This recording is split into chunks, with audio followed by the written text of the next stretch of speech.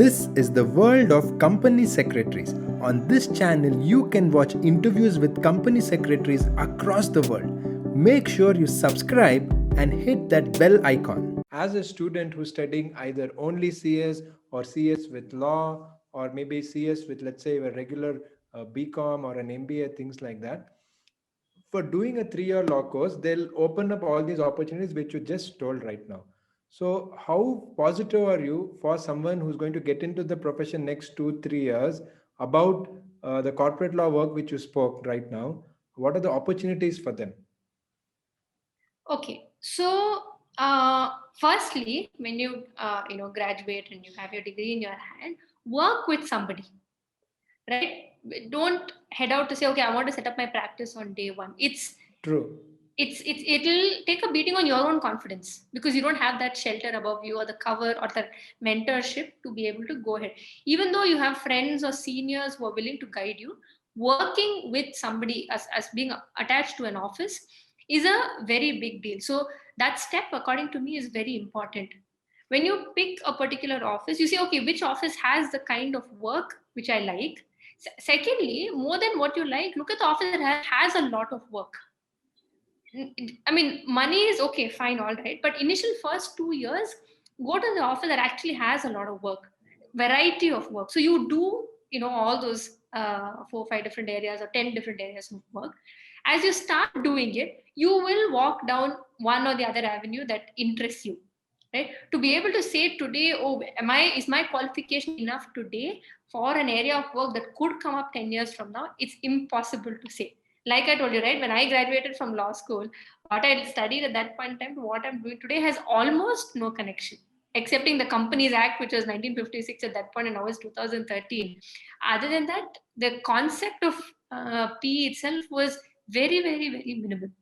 Right? So, what you're doing today, you can only plan that much. Just ensure that you get into an office that has a lot of work, so you try out different areas of work and you learn on the job. Okay, great.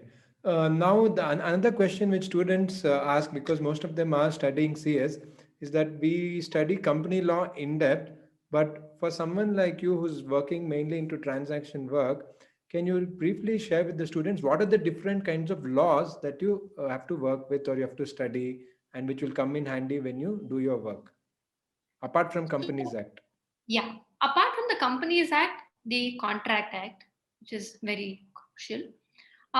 Sale of Goods Act, if that is an area, usually, let's say about 60% or 70% of the time, you will have to go back to that act as well to refer. Then the LLP, because a typical question which will come to you is, I mean, fundamental question: should I incorporate an LLP or should I incorporate a Company. company? Which Yes. is which is better. So things like that to be able to advise your client, especially in the early days when you start up. The first thing is some friend will come and say, oh, listen, I have this idea, I want to incorporate a company or LLP, which one should I do? Right? That Yes. will be your first client. Those are definitely your first few clients that come to Mhm. you. Yeah. So that is one this thing.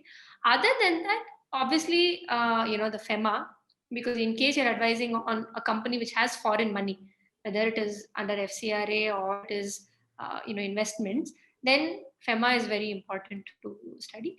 And it is good to have to know the SEBI Act and the regulations that go with it. Generally, because you never know, what if you open up an opportunity with a company that is a listed company. When the client comes to you, you can't say, oh, hold on, but I didn't study my SEBI laws properly. So to be able to on the job, you can always read up and say, okay, oh, this particular regulation says this. Hmm. But if you don't even know where to look or you have no idea at all as to what this area of work is, I think that it would not portray confidence to your client. So these would be the initial few acts to study.